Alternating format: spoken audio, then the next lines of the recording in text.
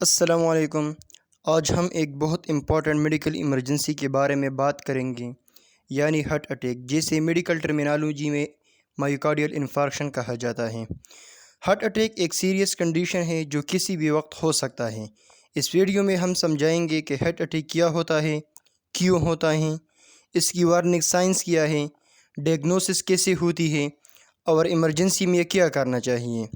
تو سب سے پہلے ڈسکس کرتے ہیں کہ واٹ از ہارٹ اٹیک، کہ ہارٹ اٹیک کیا ہوتا ہے۔ ہمارے ہارٹ مسل کو کنٹینیوسلی آکسیجن اور نیوٹرینٹس کی ضرورت ہوتی ہے۔ یہ بلڈ سپلائی کورونری آرٹری کے ذریعے ہارٹ مسل تک پہنچاتی ہے۔ اگر کسی کورونری آرٹری میں بلاکیج ہو جائے تو ہارٹ کی ایک پورشن کو بلڈ اور آکسیجن کم ملنے لگتی ہے، اسے مائیوکارڈیل اسکیمیا کہتے ہیں۔ اگر بلاکیج پرولانگ ہو اور ہارٹ مسل کی سیلز ڈیمیج ہو کر مرنے لگے تو اسے مائیوکارڈیل انفارکشن یعنی ہارٹ اٹیک کہتے ہیں۔ پھر ہمارے پاس ہے کازز آف ہارٹ اٹیک۔ تو ہارٹ اٹیک کا سب سے common underlying cause coronary artery disease ہوتا ہے۔ اس میں آرٹریز کے اندر کولیسٹرول اور دوسری سبسٹانسز جمع ہو کر ایتھیروسکلیروٹک پلاک بنا سکتے ہیں۔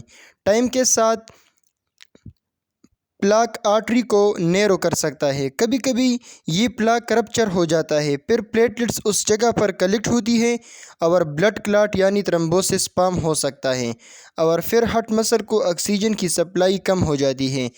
اگر بلڈ فلو جلدی ریسٹور نہ ہو تو ہارٹ مسل پرماننٹلی ڈیمیج ہو سکتا ہے۔ پھر ہمارے پاس ہے رسک فیکٹرز۔ تو کچھ فیکٹر ہارٹ اٹیک کا رسک انکریز کرتا ہے۔ For example smoking, hypertension, diabetes, obesity, family history. اس لیے ہارٹ اٹیک کے لیے ان رسک فیکٹر کو کنٹرول کرنا بہت امپورٹنٹ ہے۔ پھر ہمارے پاس ہے وارننگ سائنس۔ اب آتے ہیں سب سے امپورٹنٹ پارٹ پر، ہارٹ اٹیک کی وارننگ سائنس۔ سب سے کامن سمٹم ہوتا ہے چیسٹ ڈسکمفرٹ۔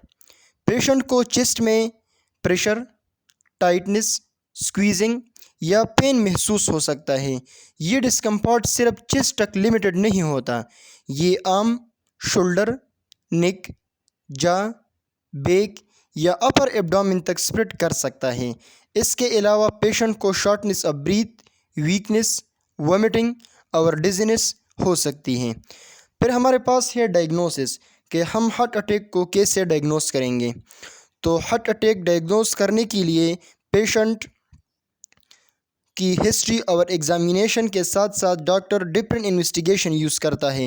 سب سے امپورٹنٹ انیشیل ٹیسٹ میں سے ایک ہے ای سی جی۔ ای سی جی ہارٹ کی الیکٹریکل ایکٹیویٹی ریکارڈ کرتا ہے اور اسکیمک چینجز آئیڈینٹیفائی کرنے میں ہیلپ کرتا ہے۔ دوسرا امپورٹنٹ ٹیسٹ ہے کارڈک ٹروپونن۔